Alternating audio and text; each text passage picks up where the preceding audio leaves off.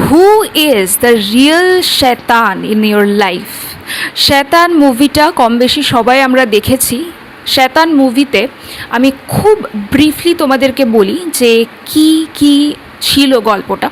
তো শয়তান একটা হিন্দি মুভি, খুব রিসেন্টলি রিলিজ হয়েছে, যেখানে ব্ল্যাক ম্যাজিক বা কালো জাদু সম্পর্কে দেখানো হয়েছে এবং সেখানে বশীকরণ সম্পর্কে দেখানো হয়।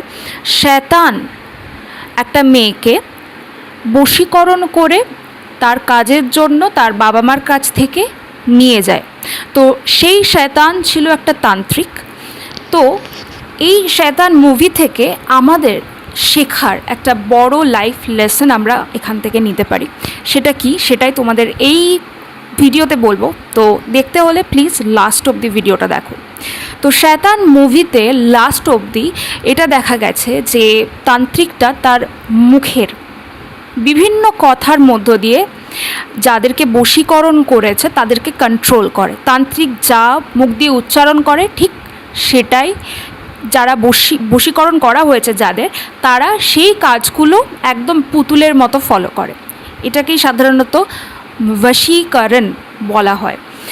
তো আমাদের লাইফের ক্ষেত্রে আমাদের মাইন্ড অনেক সময় আমাদের সাথে এই ব্ল্যাক ম্যাজিকটা করে।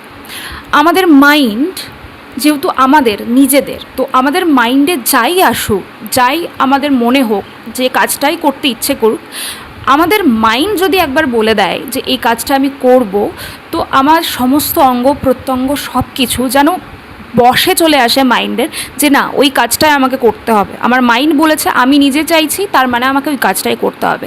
জাস্ট লাইক আ শয়তান, তোমাদের মাইন্ড তখন হয়ে যায় সেই তান্ত্রিকটা এবং তুমি নিজে হয়ে যাও সেই ভিকটিমটা যাকে বশীকরণ করা হয়েছে। তো শয়তান মুভিতে দেখানো হয়েছে যে তান্ত্রিকটার জিভটাকে কেটে আলটিমেটলি সলিউশন করা হয়েছে। তান্ত্রিকটা যদি জিভটা কাটা হয় তাহলে তান্ত্রিকটা আর মুখ দিয়ে কোনো কথা বলতে পারে না।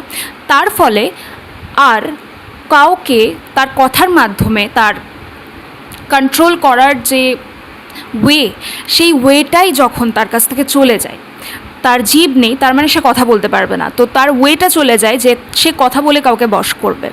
তো আমাদের মাইন্ডের ক্ষেত্রে এই ওয়েটা বা এই জিভটা হচ্ছে আমাদের অ্যাটেনশন। আমরা এই অ্যাটেনশনটা যদি কাট করে দিই তাহলে কিন্তু আমাদের মাইন্ড আমাদেরকে আর কন্ট্রোল করতে পারে না। আমাদের মাইন্ড সবসময় আমাদের অ্যাটেনশন নিয়েই কিন্তু আমাদের সাথে ব্ল্যাক ম্যাজিক করে।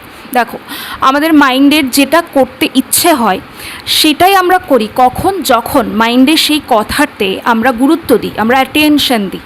তো এই অ্যাটেনশনটাই হচ্ছে মেন বিষয়, যেটা আমরা সরিয়ে নিলে মাইন্ড আমাদেরকে আর বশ করতে পারবে না এবং মাইন্ড নিজেদের মতো আমাদেরকে আর কন্ট্রোল করতে পারবে না।